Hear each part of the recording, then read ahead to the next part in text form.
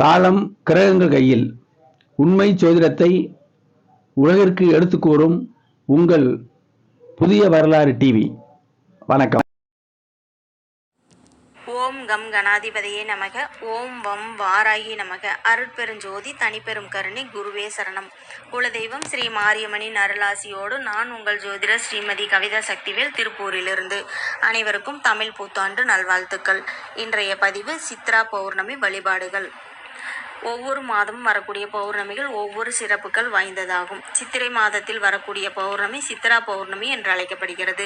சித்ரா பௌர்ணமி அன்று அம்பிகை, சிவபெருமான், குலதெய்வம் ஆகியோரை மற்றும் சித்திரகுப்தர் ஆகியோரை வழிபடுவது சிறப்பாகும். இந்த மாதம் சித்ரா பௌர்ணமி 23/4/2024 செவ்வாய்க்கிழமை அன்று வருகிறது. தமிழ்நாட்டில் திருநெல்வேலி மாவட்டத்தில் சித்ரா என்ற நதியில் புனித நீராடுவது மற்றும் திருவிழா கொண்டாடுவதும் வழக்கமாக உள்ளது. சித்ரா பௌர்ணமி அன்று நமது பாவ புண்ணிய கணக்குகளை எழுதுவதும் சித்திரகுப்த நாயனாருக்காகவும் கொண்டாடப்படுகிறது.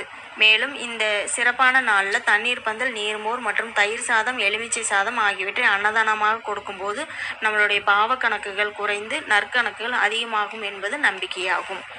ஒரு நாள் பார்வதி தேவி ஓர் அழகான ஓவியத்தை ரசித்து மகிழ்ந்து பார்த்து கொண்டிருந்தார்.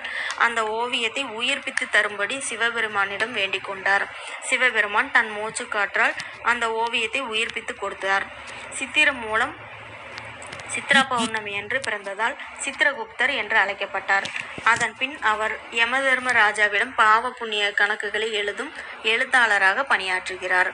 சித்திரகுப்தம், மகாபிராக்யம், லேகனி புத்திர தாரண்யம், சித்ரா ரத்னாம்பரா தாரம், மத்தியஸ்தம், சர்வ தேகினாம் என்ற சித்திரகுப்த மந்திரத்தை 108 முறை உச்சரித்து சொல்ல வேண்டும்.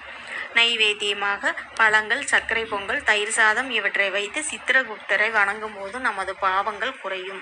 சித்ரா பௌர்ணமி நன்னாளில் நமது குலதெய்வ கோயிலுக்கு சென்று வழிபடுவதும் நமது குலம் வளமடைய செய்யும்.